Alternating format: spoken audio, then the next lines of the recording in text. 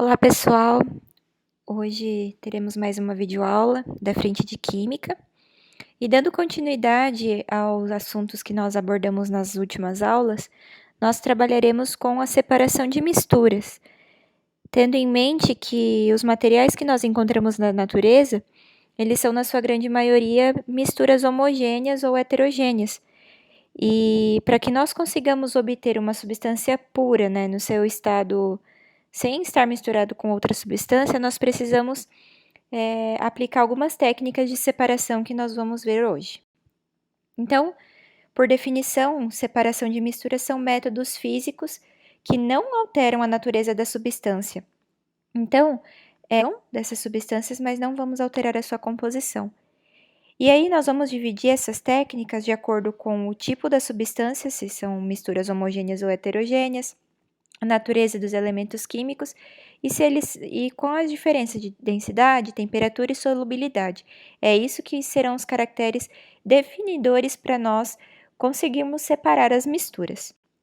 Então, a primeira técnica de separação de misturas heterogêneas é a catação, que consiste na separação de substâncias no estado sólido, que é o que acontece dentro das centrais de triagem de resíduos sólidos. Então, nós conseguimos separar os diferentes tipos de materiais, por exemplo, papel, do papelão, do plástico, do vidro, que estão totalmente misturados naquele momento. Outro tipo é a ventilação. Também é uma mistura heterogênea que vai separar sólidos com densidades diferentes. Isso acontece principalmente nos moinhos, em que eles separam, por exemplo, a casca do trigo dos grãos de trigo para poder utilizá-lo de forma limpa. Então, eles utilizam uma corrente de ar, realmente um ventilador, por isso o nome ventilação, para fazer a separação dessas substâncias. Outro tipo de técnica é a levigação, que consiste na separação de substâncias sólidas utilizando água corrente. É o que acontece nos garimpos. Eles fazem a separação das pepitas de ouro dissolvidas que estão ali imersas na água, junto com a areia. Então, eles conseguem fazer essa separação por meio do uso da água.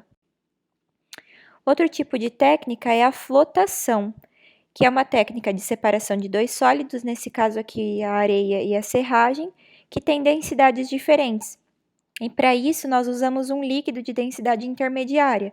No nosso caso aqui, nós vamos utilizar a água.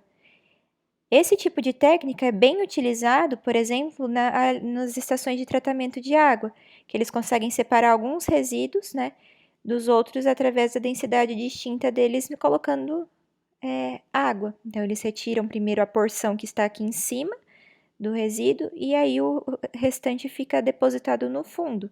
Então, é uma técnica de separação. Outro tipo de técnica é a imantação, que eu consigo separar os componentes através de um ímã. Então, vamos imaginar que eu tenho um pouco de enxofre num potinho e eu derrubo nele limalha de ferro. E eu quero fazer a separação desses dois componentes. Como eu faço isso? Eu posso usar um ímã, o ímã vai grudar na limalha de ferro e vai fazer a separação dessas duas substâncias. Um outro tipo de técnica que nós utilizamos bastante no nosso dia a dia é a filtração. Ela vai separar sólidos de um líquido com o uso de um filtro poroso. Então, por exemplo, a filtragem do café.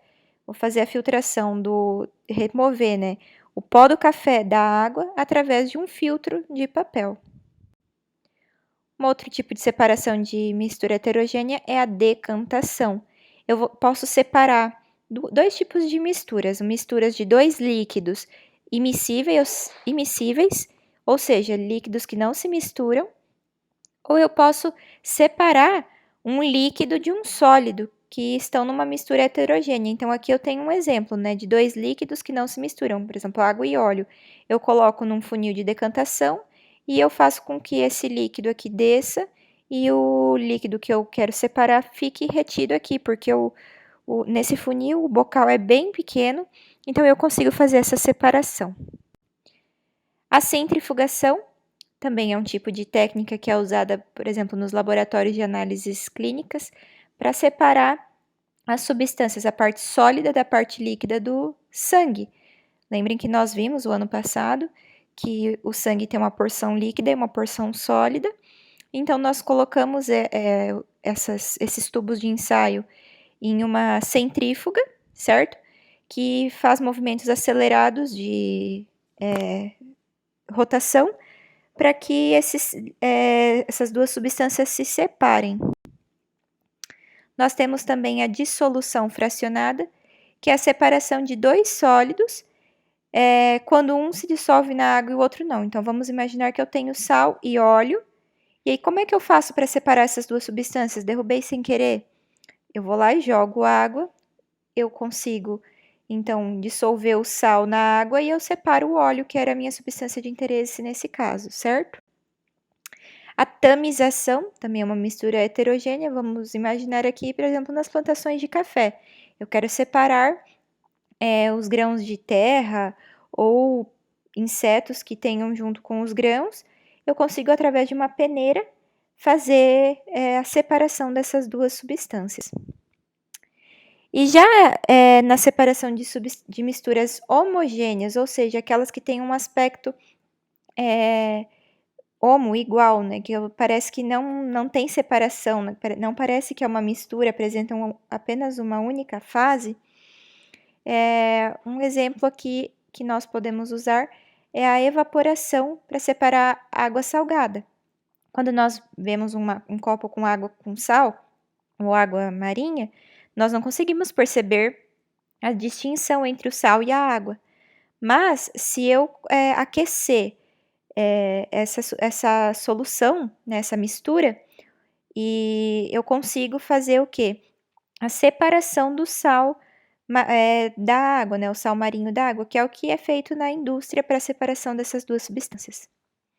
Uma outra técnica é a destilação simples, que consiste na separação de uma mistura formada por um componente sólido dissolvido em um líquido ou de um líquido que evapore em uma temperatura diferente do outro líquido que eu quero separar.